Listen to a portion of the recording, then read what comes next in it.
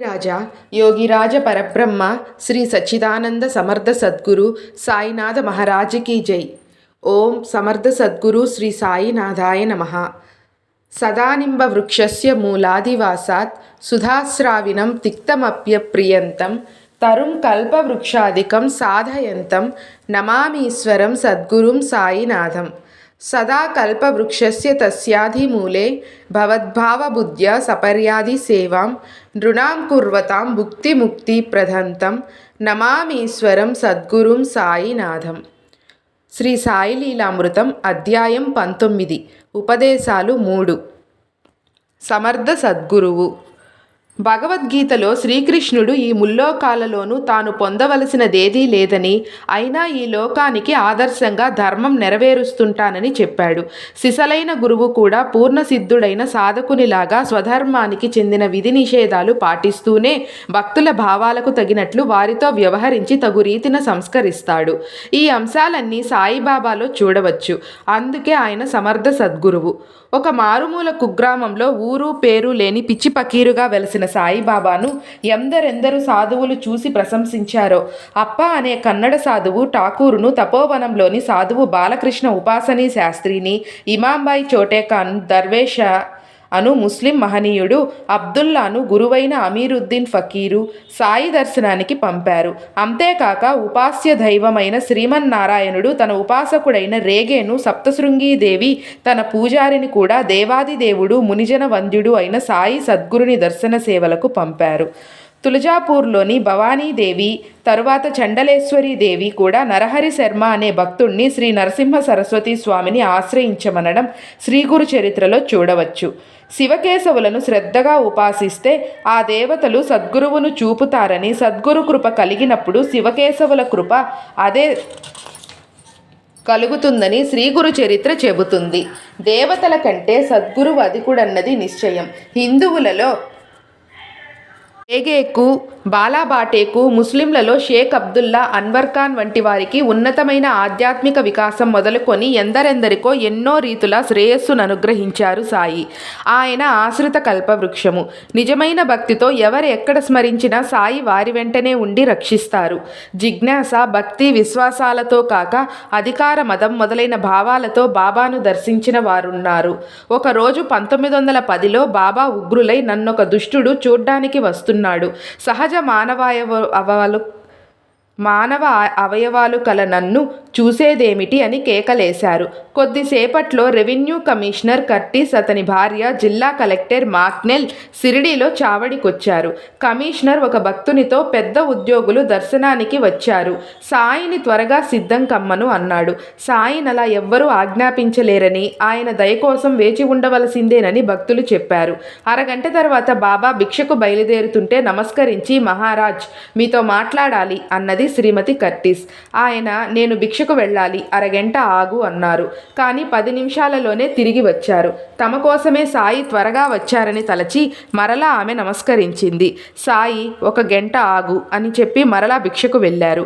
అహం దెబ్బతిన్న ఆ దొరలు వెళ్ళిపోయారు. అధికారుల మెప్పు కోసం ప్రాకులాడటం సాధు సత్పురుషులకు నిషిద్ధమని ఆయన చెప్పారు. మరో వంక ఆయన నిజమైన ప్రేమను గుర్తించి ఆదరించేవారు. సంవత్సరం 1913లో శ్రీరామనవమికి ముందు నామసప్తాహం జరుగుతున్నది. ఎక్కడ చూసినా జనం కిటకిటలాడుతున్నారు. శ్యామాను పిలిచి, సాయి, గోడవతల ఒక వృద్ధుడున్నాడు, తీసుకురా అన్నారు. చూస్తే అక్కడొక వృద్ధుడున్నాడు. అతని నోట చొంగకారి ఈగలు ముసురుతున్నాయి. అతడిని మసీదులోకి తీసుకురాగానే బాబా అతని మూటలోని కలకండా తీసుకొని కొంచెం తిని మిగిలినది అతనికిచ్చి అతని తలపై చెయ్యి పెట్టి ఆశీర్వదించారు. అలానే మసీదు ముంగిట ఎప్పుడూ ఒక కుక్క ఉండేది. సాయి దానికి రొట్టెలు పెట్టేవారు. ఒకరోజు దానిని మాధవ్ పస్లే చీపో అని తన్నాడు. సాయి అతనిని అది నా కోసం వచ్చింది కానీ నీ కోసం కాదు, దానినేమీ చెయ్యవద్దు అని తీవ్రంగా మందలించారు. ఒక ధనికుడు తనకు భగవంతుడు అన్నీ ఇచ్చాడని, బ్రహ్మజ్ఞానం ఒక్కటి లభిస్తే తన జీవితం సంపూర్ణమవుతుందని తలచి సిరిడీ వచ్చాడు. బాబా, మీరు ముముక్షువులకు తక్షణమే బ్రహ్మజ్ఞానం ఇస్తారని విని వ్యయప్రయాసలకు కోర్చి వచ్చాను అన్నాడు. సాయి నవ్వి, నా వద్దకు అందరూ కోరికలతో వచ్చేవారే, బ్రహ్మజ్ఞానం కోరేవాడు దొరకడమే నా అదృష్టం అన్నారు. అతడు పొంగిపోయాడు. సాయి అతనితో మాట్లాడుతూనే ఒక పిల్లవానిని పిలిచి తమకు అప్పుగా 5 రూపాయలు తెమ్మని బాలా వంటి వర్తకుల వద్దకు పంపుతున్నారు. ప్రతిసారి అతడొచ్చి ఆ వర్తకుడు లేడనో అప్పు దొరకలేదనో చెబుతున్నాడు. అదంతా చూస్తూ కూడా ఆ ధనికుడు పైసా కూడా రాల్చకుండా, బాబా నేను వెళ్ళాలి, త్వరగా జ్ఞానం ప్రసాదించండి అన్నాడు. సాయి, నా యత్నమంతా అదే, కానీ నేనేం చేసేది? జ్ఞానం కావాలంటే పంచప్రాణాలు, 1 పంచప్రాణాలు, 2 జ్ఞానేంద్రియాలు, 3 మనస్సు, 4 బుద్ధి, 5 అహంకారం, ఈ 5ంటిని భగవంతునికి అర్పించాలి. అదెంతో కష్టం. నీ వద్ద నాకు అవసరమైన దానికి 50 రెట్లున్నా పకీరుగా నాకు అర్హత లేదు, కాబట్టి అప్పు లభించదు. డబ్బే నీ పాలిట బ్రహ్మం, దానిపై మోహం నశిస్తే కానీ జ్ఞానం కలగదు అన్నారు. అంటే బాబా వద్ద జ్ఞానం ఎంత ఉన్నా అర్హత లేని అతడికి అది లభించలేదు. యేసు కూడా ఇటువంటి శ్రీమంతునితోనే సూది బెజ్జంలో నుంచి ఒంటైనా పోగలదేమో కానీ స్వర్గద్వారంలోకి ధనికుడు మాత్రం పోలేడని చెప్పాడు. వాచా ఆత్మజ్ఞానం కోరినా లభించదు. డబ్బుపై ప్రీతి మనిషి ప్రవర్తనలంతటినీ మలచినట్లు ముముక్షత్వం మలచినప్పుడే అది వాస్తవమవుతుంది, జ్ఞానం లభిస్తుంది. ఫిబ్రవరి 15, 1915న హార్దాలో సాధు భయ్యా తన స్నేహితులతో కలిసి నడుస్తుండగా సాయి అతడికి ఎదురుగా వచ్చి అతడి చేతిలో పళ్ళు కుట్టుకునే వెండి పుల్ల ఉంచి అదృశ్యులయ్యారు. మిత్రుడు ఆ మాట శంకించి శ్యామకు జాబు వ్రాశాడు. సరిగ్గా ఆనాడు అదే సమయానికి ఆ విషయం షిరిడీలో సాయి భక్తులతో చెప్పారని జాబొచ్చింది. తరువాత సాధు భయ్య షిరిడీ వచ్చినప్పుడు అతని అనుభవం బడే బాబాకు చెప్పమన్నారు. అది విని బడే బాబా ఏడుస్తూ సాయితో, మీరు నాకు డబ్బిస్తారు కానీ అతనికి సాక్షాత్కారమే ఇచ్చారే అన్నాడు. సాయి నవ్వి, ఏం చేస్తాం, ఎవరు కోరింది వాళ్ళు పొందుతారు అన్నారు. నిత్య జీవితంలో ధనం కోసం ప్రాకులాడుతూ ఆలయానికి వచ్చినప్పుడు మాత్రం మోక్షం కోరడం ఆత్మవంచనే. ఒకడు సాయిని అలానే కోరాడు. సాయి వెంటనే ఒక పిల్లవాడిని ఏ వర్తకుని నుండైనా 100 రూపాయలు అప్పుగా తెమ్మన్నారు. వాళ్ళు తమ వద్ద డబ్బు లేదని చెప్పి అందుకు బదులుగా తమ నమస్కారాలు అర్పించారు. నానాసాహెబ్ను పిలిపించి అతనిని పైకమడిగారు బాబా.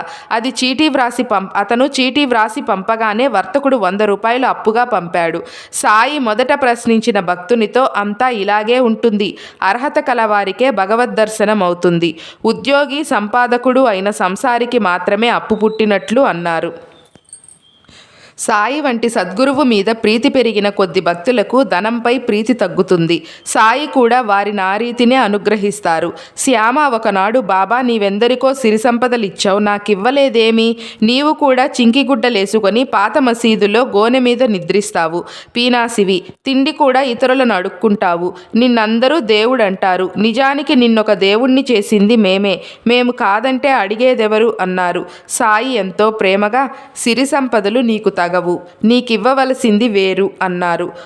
ఒకసారి సింధీ వర్తకుడు ఒకడు శ్యామకు బంగారు నాణేలు సమర్పించబోతే సాయి అతన్ని కఠినంగా వారించారు. అతనికివ్వవలసినదేమో సాయి తమ చర్యలలో సూచిస్తున్నారు. షిరిడీలో ఒక రామదాసి రోజూ స్నానం చేసి మసీదులో విష్ణు సహస్రనామ పారాయణ చేసేవాడు. బాబా ఒకరోజు తమకు కడుపు నొప్పిగా ఉందని బజారు నుండి సోనాముఖి అనే మూలిక తెమ్మని అతన్ని పంపారు. అతడు వెళ్ళగానే బాబా అతన్ని విష్ణు సహస్రనామం పుస్తకం శ్యామకిచ్చి, ఇదెంతో శక్తివంతమైనది, ఒకప్పుడు నాకు గుండె దడ వచ్చి మరణం తప్పదనిపించింది, అప్పుడు దీనిని హృదయానికి హత్తుకోగానే భగవంతుడే దిగివచ్చి వ్యాధి తగ్గించినట్లు అనిపించింది, ఇది తీసుకొని రోజుకొక్క నామమైన భావయుక్తంగా నెమ్మదిగా చదువు, ఎంతో మేలు చేస్తుంది అన్నారు. ఆయన వినోదంగా తనకు రామదాసికి తగవు పెడుతున్నారని తలచి, ఈ రామదాసి ముక్కోపి, ఈ పుస్తకం నేనే దొంగలించానని తలచి పోట్లాడుతాడు, నాకొద్దు, నేను సంస్కృతం చదవలేను కూడా అన్నాడు శ్యామ. కానీ సాయి పట్టుబట్టడంతో తీసుకున్నాడు. రామదాసి రాగానే భక్తుడు అన్నా చించినీకర్ సాయికి వినోదం కల్పించాలని, నీ పుస్తకం శ్యామ వద్దనున్నదేమిటి అన్నాడు. రామదాసి ఉగ్రుడై, ఆ పుస్తకం దొంగిలించడానికి అతడు బాబాతో చెప్పి తనను బజారుకు పంపాడని నిందించి, పుస్తకము ఇవ్వకుంటే తల పగలగొట్టుకొని చస్తానని ఒక వంక శ్యామకు హితం చేస్తూనే రామదాసిని కూడా సంస్కరించారు బాబా. నీవు రామభక్తుడవైన ఈ గ్రంథపారాయణ చేస్తున్నా నీ మనస్సు పవిత్రం అవలేదేమిటి? అది నీకిదివరకే కంఠస్థమైంది కదా, ఇక అది నీకెందుకు? శ్యామ మనవాడే కదా, నేనే అతడికి ఆ పుస్తకం ఇచ్చాను. దానిపై వ్యామోహమో ఇంత కోపానికి కారణం? ప్రశాంతంగా ఆలోచించు. డబ్బు పారేస్తే పుస్తకాలు దొరుకుతాయి, మనుషులు అలా కాదు. ఇంత చేస్తే ఆ పుస్తకం వెల ఎంత అన్నారు. ఈ సంఘటన ద్వారా ఎవరికి ఏది అవసరమో అది వారికి ప్రసాదించారు సాయి. శ్యామకు పవిత్ర గ్రంథం, రామదాసికి వివేకం. భక్తుని హృదయంలో తమపై ప్రీతి ఉన్న పచ్చి లౌకికుల దుస్సాంగత్యంలో జీవించక తప్పని వారిని సత్సాంగత్యంలోకి లాగుతారు బాబా. దాసగను ఇలా చెప్పాడు. నేను పోలీసు శాఖలో పనిచేస్తుండగా నానా చందోర్కర్తో కలిసి సాయిని సందర్శించాను. సాయి నానాతో ఇతడికి తమాషాలన్నా ఉద్యోగమన్నా వ్యామోహం ఎక్కువ, అవి వదలమను అన్నారు. అంతటితో నేను తమాషా వీధి నాటకాలలో పాల్గొనడం మానేశాను, కానీ ఉద్యోగం వదలలేకపోయాను. ఆయన ఎప్పుడు ఆ మాట చెప్పినా చూస్తాను అనేవాణ్ణి. బాబా ఇలా 10 ఏళ్లు చెప్పి చివరికి వీడిని కొరత వేస్తే కానీ ఉద్యోగం మానడు అన్నారు. తరువాత ఒకసారి మరో 3 పోలీసులతో పాటు నన్ను కానాబిల్ అనే పేరు మోసిన బందిపోటుపై నిఘా ఉంచారు. అతడు కనిపెట్టి ఆ 3 చంపేశాడు. నేను భయంతో శ్రీరాముణ్ణి ప్రార్థించాను. కానాబిల్ నన్ను బెదిరించి విడిచిపెట్టాడు. అతడొక కొండ ప్రాంతంలో తిరుగుతూ ఉంటే అధికారులకు తెలిపాను. పోలీసులు అన్ని వైపుల నుండి దాడి చేశారు. చాలామంది పోలీసులు కూడా మరణించారు. అతడు మాత్రం తప్పించుకున్నాడు. ఇక నాకు ధైర్యం చాలక సెలవుకై ఒక దొంగ డాక్టర్ సర్టిఫికేటు దాఖలు చేసి సెలవు మంజూరు కాకముందే నా స్థానం విడిచి యాత్ర చేశాను. అందుకు ఉద్యోగంలో ఇబ్బంది రాకుంటే ఈసారి ఉద్యోగం విడుస్తానని గోదావరిలో నిలబడి సాయికి మొక్కుకున్నాను. అక్కడొక దొంగల ముఠా కనిపించడంతో నా ప్రయాణానికి సాకు దొరికింది. ఇంతలో ప్రమోషన్ పరీక్ష కూడా పాస్ అయ్యాను. అయినా నాకు ప్రమోషన్ రాదన్నారు బాబా. తరువాత నాకు బదిలీ అయిన చోటికి షిరిడీ మీదుగా వెళుతూ బాబాకు కనిపించవలసి వస్తుందేమోనని మసీదు వైపుకు తిరగకుండా తిన్నగా పోతున్నాను. కానీ సరిగ్గా లెండి దగ్గర బాబా ఎదురయ్యారు. గుర్రం దిగి నమస్కరించాను. గను, గోదావరి జలం చేతబట్టి ప్రమాణం చేసిందెవరు అన్నారు. అలాగే చేస్తాను కదా అన్నాను. సరే ఉండు, నీకిలా చెబితే వినవులే అన్నారు బాబా. కొద్ది కాలమైంది. ఒక నేరస్తుని నుండి వసూలు చేసిన జరిమానా పైకం నా సాటి పోలీసు కాజేశాడు. నాకు శిక్ష తప్పదు. ఈసారి శిక్ష తప్పితే తప్పక ఉద్యోగం విడుస్తానని మొక్కుకొని శిక్ష తప్పగానే 1903లో రాజీనామా చేశాను. బాబా ఆ విషయం ప్రస్తావించినప్పుడల్లా నీవు నాందేడులో ఉండు అనేవారు. నాకు భుక్తెలా బాబా అంటే నేను పోషిస్తాను అనేవారు. కనుక నేను నాందేడులో స్థిరపడ్డాను. మొదట కీర్తనలే నాకు జీవనమయ్యాయి. తరువాత ఒక భక్తుడు తక్కువ ధరకిచ్చిన పొలమే నాకు జీవనాధారమైంది. సాయి విశ్వాసం లేని వారిని కూడా కష్టాలలో రక్షించి భక్తిని ప్రసాదించి తరువాత తమ సేవలోనే భుక్తి ముక్తి ప్రసాదిస్తారు. ఆ తరువాత దశ మహల్సాపతిలో చూస్తాము. అతడు బంగారు పని తరతరాలుగా వంశాచారంగా వస్తున్న ఖండోబా ఆలయంలో అర్చకత్వము చేసేవాడు. సాయి అతని చేత బంగారు పని మాన్పించి అర్చకత్వం భిక్ష చేయించారు. ఇంకా తరువాత దశ ఉపాసనీ బాబా, అన్వర్ ఖాన్ వంటి వారి జీవితాలలో చూడవచ్చు. ఇలా క్రమపద్ధతిన సాయి తన సద్భక్తిని ఉద్ధరిస్తారని తోస్తుంది. అయితే ఎక్కువ మందికి అంత స్థిరమైన మనస్సుండదు. కనుక సాయి వంటి సద్గురు సేవ దొరికినా కొంతకాలం అయ్యాక దానిని విడిచి ఆయన పట్ల శ్రద్ధ కోల్పోతారు. ఆ విషయమే మామిడి పూతను ఉదాహరణగా చెప్పారు సాయి. అయితే పరిపాకం రాకుండానే తనకై తానే ఇల్లు వాకిలి విడిచిన హరిబావు పన్సేను ఆయన మరలా ఇల్లు చేర్చారు. పరిపాకం లేకుండా సన్యసించి భ్రష్టుడు కాబోయిన విజయానందును ఎలా మందలించి రక్షించింది కూడా చూశాము. సద్గురువు ఎవ్వరినీ వారి శక్తికి మించి ఆ ఆత్మపథంలోకి లాగచూడరు. అనివార్యంగా అనుభవించవలసిన కర్మఫలాన్ని సాధనంగా చేసుకొని వాళ్ల పరిపాకాన్ని పెంచుతారు.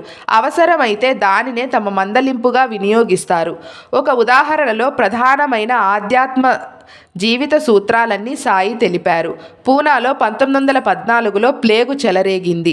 దూబే అనే భక్తుడు భయంతో షిరిడీ వస్తానని మొక్కుకున్నాడు. కానీ తరువాత మనసు మార్చుకొని సకుటుంబంగా సాసర్వాడ వెళ్ళాడు. అక్కడ అతని పసిబిడ్డ ఆ వ్యాధితోనే మరణించింది. అతని భార్య కూడా తీవ్రంగా జబ్బుపడింది. నాటి రాత్రి సాయి దూబేకు స్వప్నదర్శనమిచ్చి మానవుడు మొక్కులు చెల్లించి తీరాలి, లేకుంటే ఇలా బాధలొస్తాయి అని చెప్పి అతని భార్యకు నుదుట విభూది పెట్టారు. వెంటనే దూబే నిద్రలేచి తన భార్య నుదుట విభూది చూసి ఆశ్చర్యపోయాడు. ఓం శ్రీ సచ్చిదానంద సమర్థ సద్గురు శ్రీ సాయినాథ మహారాజ్కి జై. శ్రీ సాయి లీలామృతం అధ్యాయం 19 సమాప్తం. మీకు కనుక నా వీడియో నచ్చినట్లయితే ప్లీజ్ వీడియోని లైక్ చేయండి, షేర్ చేయండి, కమెంట్ చేయండి. అలానే నా వీడియోస్ నచ్చుతున్నట్లయితే ప్లీజ్ నా ఛానల్ని సబ్స్క్రైబ్ చేసుకొని సపోర్ట్ చేయండి. జై శ్రీరామ్. Thank you.